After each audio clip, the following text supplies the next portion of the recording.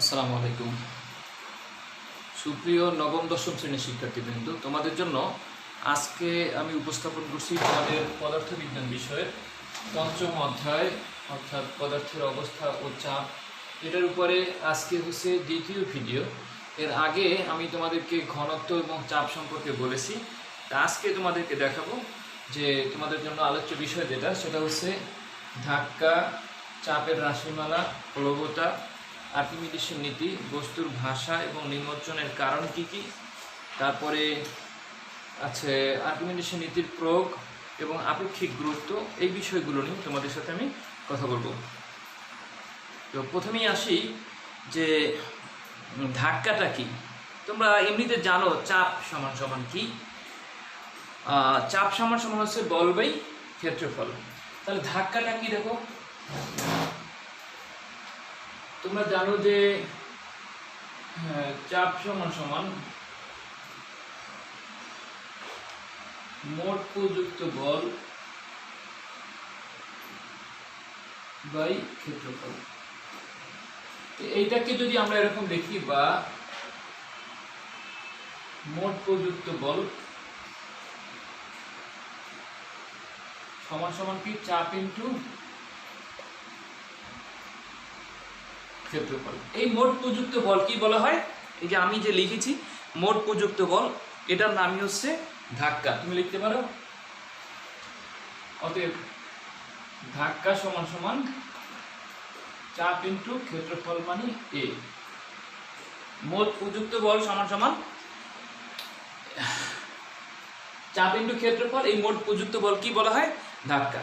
তা আমি তোমাদেরকে যদি এরকম করে একটা এক্সাম্পল দিই, ধরো খুব বাতাস বইছে, ঝড়ো বাতাস বইছে, ওই ঝড়ো বাতাসের গতিবেগের বিপরীত দিকে তুমি হাঁটতেছো, তখন তুমি বলতেছো বলতেছো গায়ে বেশ ধাক্কা লাগতেছে, বাতাসে ধাক্কা লাগতেছে। সাধারণ অবস্থায় শরীরের সব দিকে বাতাস সমানভাবে বিস্তৃত থাকায়, মানে শরীরের সব দিকে সমানভাবে বিস্তৃত থাকায় বাতাস সব দিক থেকে সমান চাপ দেয়। এই জন্য আমরা চাপ অনুভব করি না। বাতাস কিন্তু সবসময় আমাদেরকে চাপ দিচ্ছে, কিন্তু এই চাপটা সব দিকে সমানভাবে থাকে, আমরা চাপটা অনুভব করি না। কিন্তু জোরে হাঁটার সময় বা জোরে যখন বাতাস বয়, শরীরের পেছন দিকটায় বাতাস দ্রুত এসে পূর্ণ করতে পারে না, ফলে শরীরের সামনের অংশে মানে একটা ধাক্কা মনে হয়, অতিরিক্ত চাপ অনুভূত হয়। এ কারণে শরীরের সম্মুখ ক্ষেত্রের উপর যে বলের সৃষ্টি হয় সেটাই হচ্ছে ধাক্কা। মানে এই জন্য ধাক্কা লাগে, মানে সম্মুখ দিকের উপর চাপ এবং ক্ষেত্রফলের গুণফলটাই হচ্ছে ধাক্কা। এবারে তুমি ধাক্কার একক কি? ধাক্কার একক হবে, বলা আছে প্রযুক্ত বল। প্রযুক্ত বল মানে বলের একক নিউটন, মানে ধাক্কার এককও নিউটন, এবং এর মাত্রা হচ্ছে বলের মাত্রা mLT⁻²। এবারে আমরা দেখবো চাপের রাশিমালা বের করা। স্থির তরলের কোনো বিন্দুতে চাপের রাশিমালা বের করা, সেটা আমরা বের করব।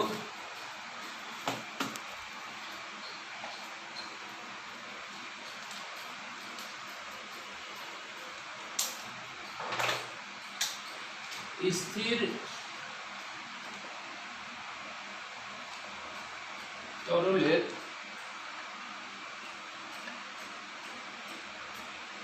কোনো বিন্দুতে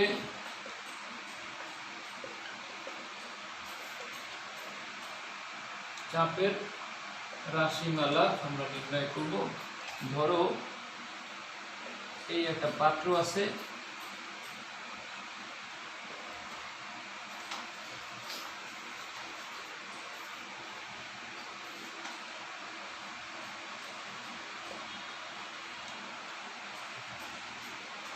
ধরো এই পাত্রটা আছে,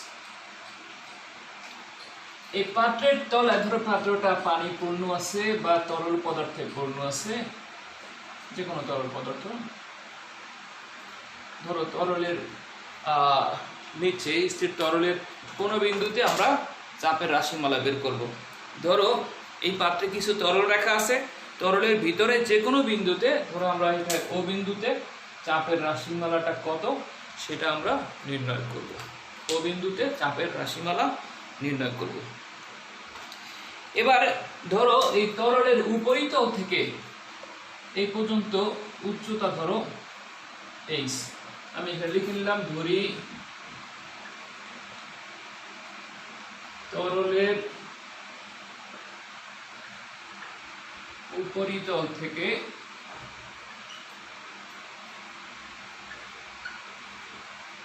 ও বিন্দুর গভীরতা এইচ মিটার ধরতে পারো, এইচ সেন্টিমিটার ধরতে পারো। এবারে ধরো এই তরলের ঘনত্বটাকে ধরো রো, আর অভিকর্ষ ত্বরণ হচ্ছে জি। ধরলাম তরলের ঘনত্ব রো,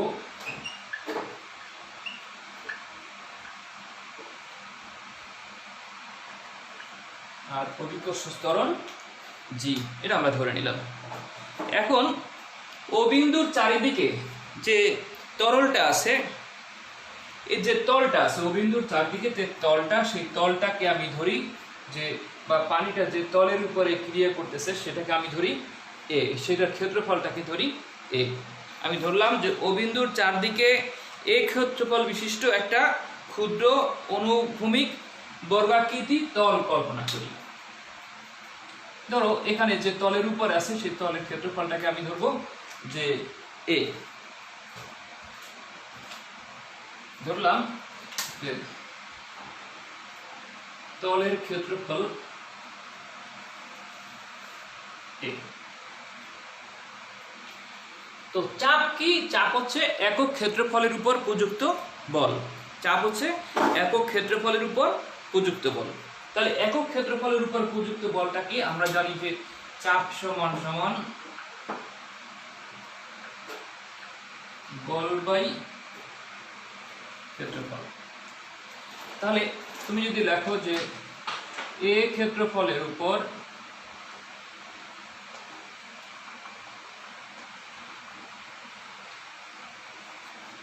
প্রযুক্ত বল, আমি ক্ষেত্রফল ধরলাম এই নিচে পানিটা যে অংশের উপরে ক্রিয়া করে সেটাকে ধরলাম এ, মানে এই তলটার ক্ষেত্রফলটাকে আমি এ ধরেছি। সমান সমান কি হবে? তরলের ওজন। এই ক্ষেত্রফলের উপর প্রযুক্ত বল মানে এই তরলটা যতটুকু ওজন সেটাই হচ্ছে এর বল। তো ওজন সমান সমান তোমরা জানো W সমান সমান mg। তা আমি এখানে লিখলাম mg। এম হচ্ছে তরলের ভর, এমটাকে ধরছি কি? তরলের ভর। বাবা এটা পড়ে যাবে, এটা পড়ে যাবে।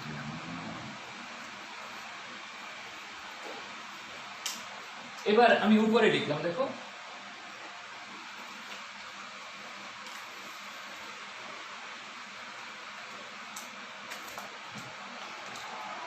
এই ক্ষেত্রফলের উপর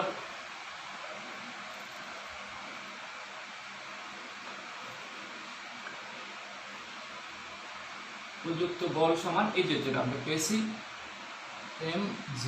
m মানে এই তরলের ভর। তোমরা জানো ঘনত্ব সমান সমান কি? জানো যে ঘনত্ব সমান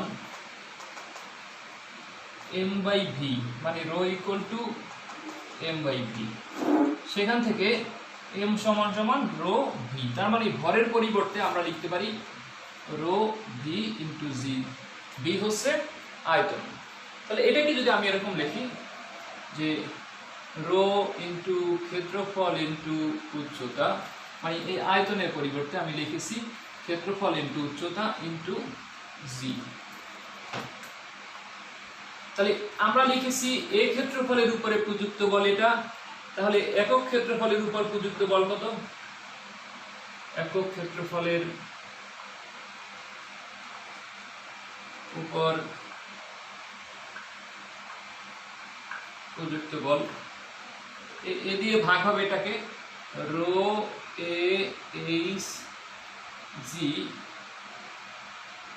তাহলে এ কাটা যাবে, কি থাকবে? h ρg। একক ক্ষেত্রফলের উপর প্রযুক্ত বল কি বলা হয়? চাপ। তাহলে আমরা লিখতে পারি therefore p সমান h ρg। এটাই হচ্ছে চাপের রাশিমালা। এখন রো তো ধ্রুবক, রোটা হচ্ছে ঘনত্ব, যে কোনো পদার্থের ঘনত্ব হচ্ছে ধ্রুবক, আর জি অভিকর্ষ ত্বরণ স্থানভেদে ধ্রুবক হয়, মানে পরিবর্তনশীল না। তাহলে এই উচ্চতা পরিবর্তন যদি হয় তাহলে চাপের পরিবর্তন হবে। তাহলে আমরা লিখতে পারি এই দুইটা ধ্রুবক বাদ দিলে কি থাকে? আমরা লিখতে পারি পি সমানুপাতিক 23, অর্থাৎ চাপ উচ্চতার সমানুপাতিক। চাপ হচ্ছে উচ্চতার সমানুপাতিক। তাহলে আমরা এটা দেখলাম ধাক্কা কি, চাপের রাশিমালা। এবারে আমরা দেখব প্লবতাটা কি। প্লবতাটা কি? প্লবতা বা ইংলিশে বলে এটাকে বাউন্সি। প্লবতা বলতে কি বোঝায়? প্লবতা হচ্ছে কোনো বস্তুকে তুমি তরল বা বায়বীয় পদার্থে নিমজ্জিত করলে বস্তুটা উপরের দিকে একটা লব্ধি বল অনুভব করে, ওই লব্ধি বলটার নাম হচ্ছে প্লবতা। যেমন ধরো একটা ফুটবল যদি পানির মধ্যে ডুবানো হয়, ফুটবলটা উপরের দিকে উঠে যেতে যাবে, এই যে উপরের একটা ঊর্ধ্বমুখী বল, এটাই হচ্ছে প্লবতা। এবারে আমরা দেখবো যে আর্কিমিডিসের নীতি। আর্কিমিডিসের নীতি কি দেখো,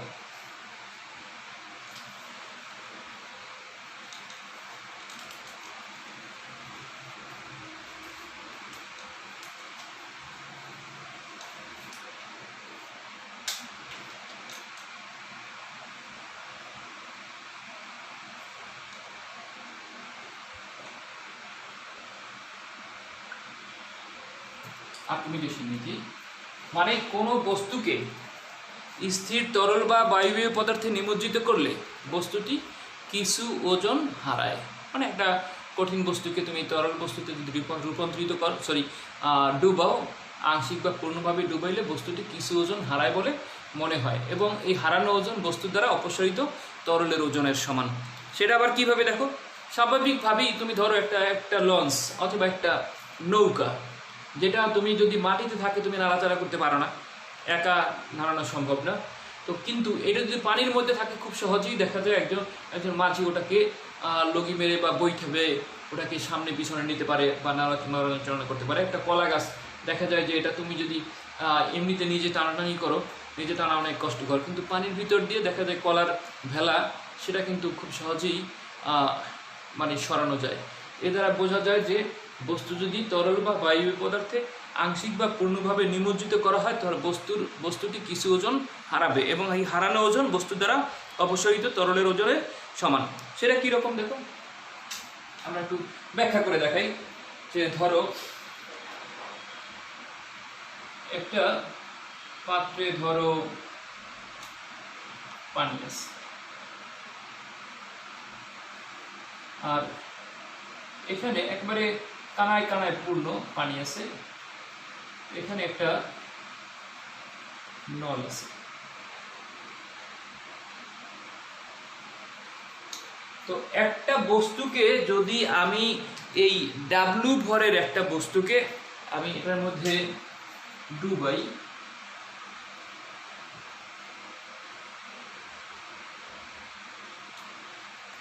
ধরি বস্তুর ভর, বস্তুর ওজন ডাব্লু নিউটন, এই বস্তুটার ওজন, যে বস্তুটাকে আমি এই পানির মধ্যে ডুবিয়েছি। এই যে ওজনটা, এটা হচ্ছে বাতাসে ওজন। আমরা যে কোনো বস্তুর ওজনটা কিন্তু বাতাসেই নেই।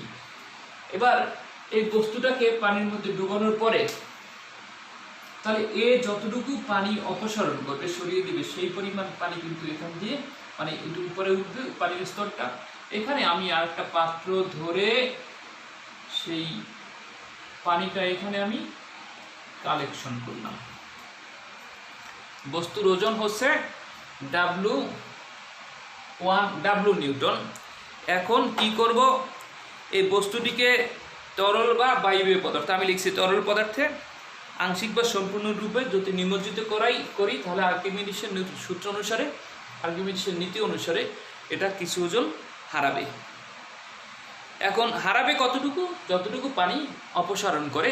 সেই মানে ধরো এই অপসারিত তরলের ওজন, ধরো যে তরলটুকু অপসারণ করছে সেই তরলটুকুর ওজন ধরো W1, অপসারিত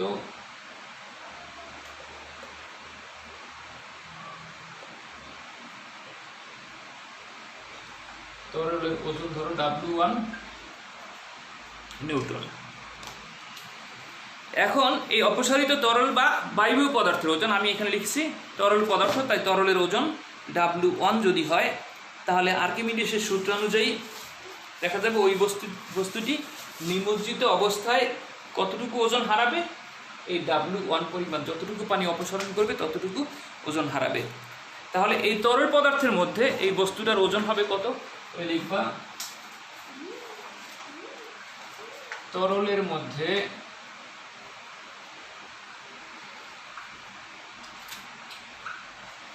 বস্তুটির ওজন হবে W মাইনাস W1 নিউটন।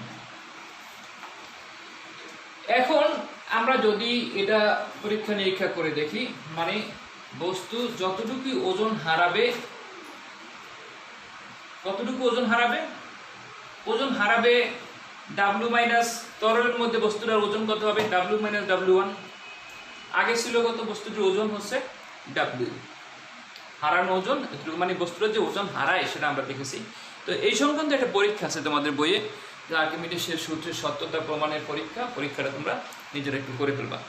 এবারে আমি আসছি বস্তুর ভাষা এবং নিমজ্জনের কারণ কি। ধরো আমি এই চিত্রটা দিয়েই তোমাদেরকে বোঝাচ্ছি।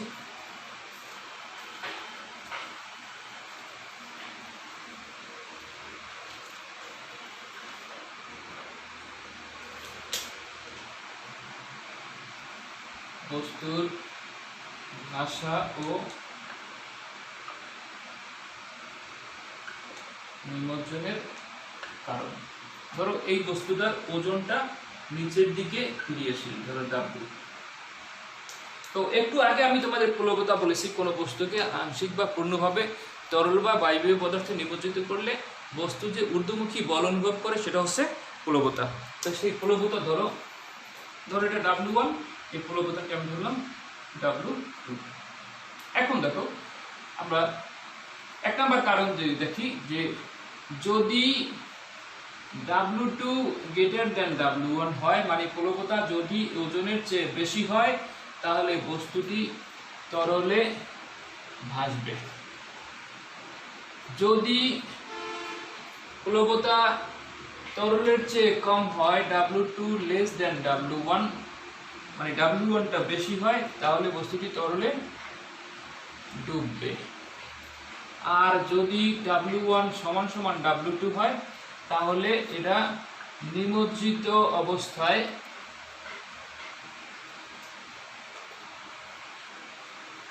ভাসবে। তাহলে আমরা তিনটা কজ দেখি ভাষা এবং নিমজ্জনের। যদি প্লবতা, যদি বস্তুর ওজন, মানে এখানে যদি বস্তুর ওজনটা বেশি হয় প্লবতার চেয়ে, তাহলে ভাসবে, আর কম হলে ডুববে, সমান সমান হলে নিমজ্জিত অবস্থায় ডুববে। এখন কোন ক্ষেত্রে এটা হয়, যদি এরকম হয় যে অপসারিত তরলের ওজন বস্তুর ওজনের চেয়ে বেশি,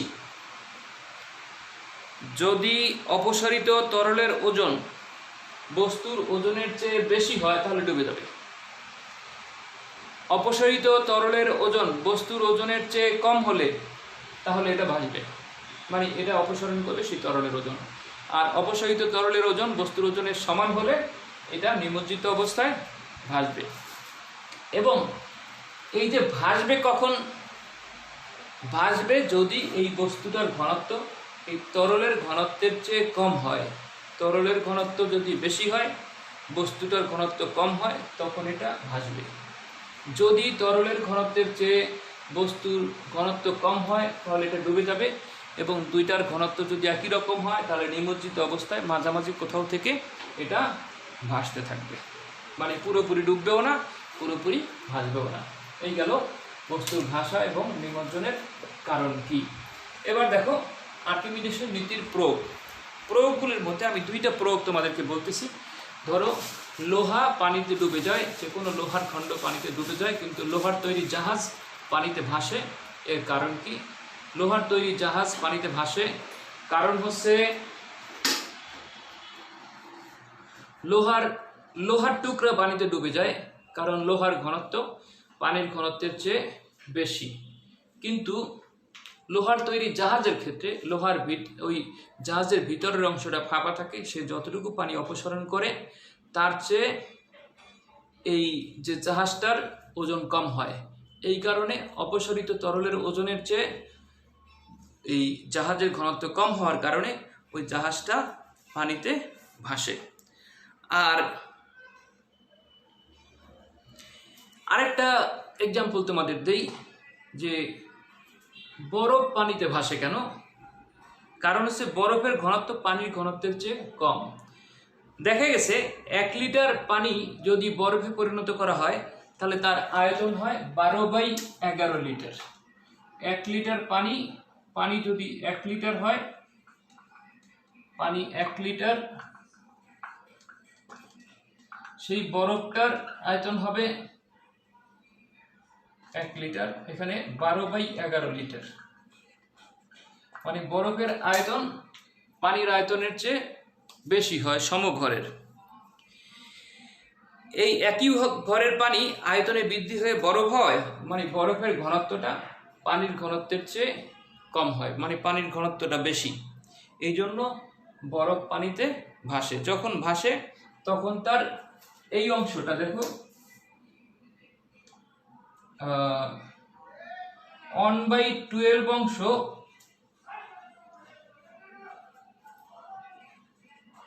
পানির উপরে থাকবে, আর 11/12 অংশ এটা পানির নিচে থাকবে। এইটা থাকবে উপরে আর এটা থাকবে নিচে। এই দুইটা প্রয়োগ দেখাইলাম আমি। আর্কিমিডিসের নীতির দুইটা প্রয়োগ। লোহা পানিতে ডুবে যায় কিন্তু লোহার তৈরি জাহাজ পানিতে ভাসে, আর বরফ পানিতে ভাসে। এবার আমি দেখাবো আপেক্ষিক গুরুত্ব। এবং আপেক্ষিক গুরুত্ব এবং ঘনত্বের মধ্যে পার্থক্য কি সেটা আমরা দেখব।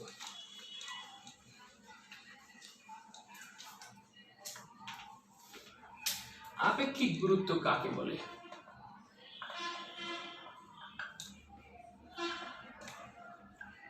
আপেক্ষিক গুরুত্ব মানেটা কি? আপেক্ষিক গুরুত্ব হচ্ছে কোনো বস্তুর ওজন এবং 4 ডিগ্রি সেলসিয়াস তাপমাত্রায় সম আয়তন পানির ওজনের অনুপাত। তুমি লিখতে পারো বস্তুর ওজন আর হচ্ছে 4 ডিগ্রি সেলসিয়াস তাপমাত্রায়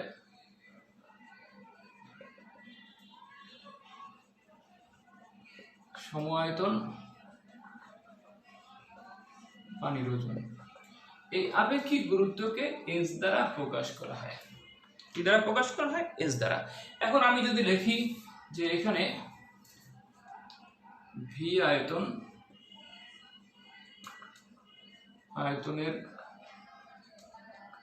বস্তুর ওজন, আর নিচে লিখলাম 4 ডিগ্রি সেলসিয়াস তাপমাত্রায় সম আয়তন, মানে উপরে যদি 1 গ্লাস হয় নিচেও 1 গ্লাস, উপরে 1 লিটার হলে নিচেও 1 লিটার। তাহলে উপরে ভি আয়তন লিখছি আমি, এখানেও ভি আয়তন লিখবো।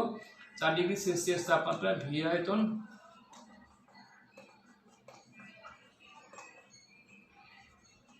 পানির ওজন।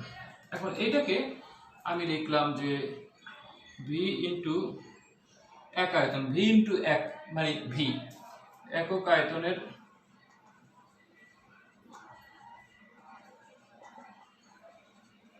বস্তুর ওজন, আর ভি ইন্টু 4 ডিগ্রি সেলসিয়াস তাপমাত্রায়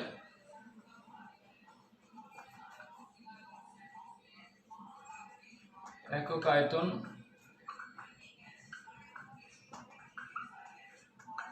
পানির ওজন। ভি আর ভি কাটা। একক আয়তনের বস্তুর ওজন মানে ওজন কি? ওজন হচ্ছে ডাব্লিউ সমান এমজি, ভর ইন্টু অভিকর্ষ ত্বরণ। তাহলে আমি এখানে যদি লিখি যে একক আয়তনের বস্তুর ভর ইন্টু অভিকর্ষ ত্বরণ, আর নিচে ভিভি কাটা যাবে আর কি, 4 ডিগ্রি সেলসিয়াস তাপমাত্রায়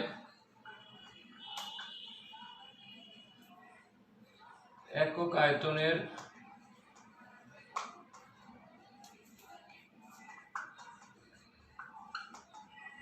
পানির ভর ইন্টু জি, মানে অভিকর্ষ ত্বরণ। মানে ভরকে অভিকর্ষ ত্বরণ দ্বারা গুণ করেছি, মানে ওজন হয়েছে। মানে এবার জি জি যদি কাটা যায়, একক আয়তনের বস্তুর ভরকে বলা হয় ঘনত্ব, আর 4 ডিগ্রি সেলসিয়াস তাপমাত্রা একক আয়তনের পানির ভরকে, একক আয়তনের পানির ভর মানে পানির ঘনত্ব, আমরা লিখলাম রো। তার মানে এস সমান এস মানে আপেক্ষিক গুরুত্ব সমান rho into rho W, rho by rho W. এখান থেকে দেখো আমি আর গুণ করে লিখতে পারি, বা রো মানে ঘনত্ব সমান সমান আপেক্ষিক গুরুত্ব ইন্টু 4 ডিগ্রি সেলসিয়াস তাপমাত্রায় পানির ঘনত্ব। এইভাবে আমরা আপেক্ষিক গুরুত্ব এবং ঘনত্বের মধ্যে সম্পর্ক স্থাপন করতে পারি। এখন আপেক্ষিক গুরুত্ব এবং ঘনত্বের মধ্যে পার্থক্য কি? তোমাকে যদি বলা হয় আপেক্ষিক গুরুত্ব এবং ঘনত্বের মধ্যে পার্থক্য, প্রথমে সংজ্ঞা দিয়ে দিবা যে একক আয়তনের ভরকে ঘনত্ব বলে। আর আপেক্ষিক গুরুত্বের সংজ্ঞা কি? কোনো বস্তুর ওজন এবং সম-আয়তন পানির ওজনের অনুপাত, বা কোনো বস্তুর ওজন এবং 4 ডিগ্রি সেলসিয়াস তাপমাত্রায় পানির ওজনের অনুপাতকে বলা হয় আপেক্ষিক গুরুত্ব। ঘনত্বের একক বলবা কেজি পার মিটার কিউব। আপেক্ষিক গুরুত্বের কোনো একক নাই, কারণ এরা একই জাতীয় দুইটা রাশির অনুপাত। এই মোটামুটি এরকম লিখে দিলেই চলবে। তো শিক্ষার্থী বন্ধুরা, তোমাদের জন্য আমি পরবর্তীতে উপস্থাপন করব এই চ্যাপ্টারের আর্কিমিডিসের নীতি, প্যাসকেলের সূত্র, এবং প্যাসকেলের সূত্রের সাহায্যে কিভাবে বল বৃদ্ধি করা যায় সেগুলো দেখাবো, এবং এই সংক্রান্ত প্রয়োগ দেখাবো। তো সবাই ভালো থাকো। আসসালামু আলাইকুম।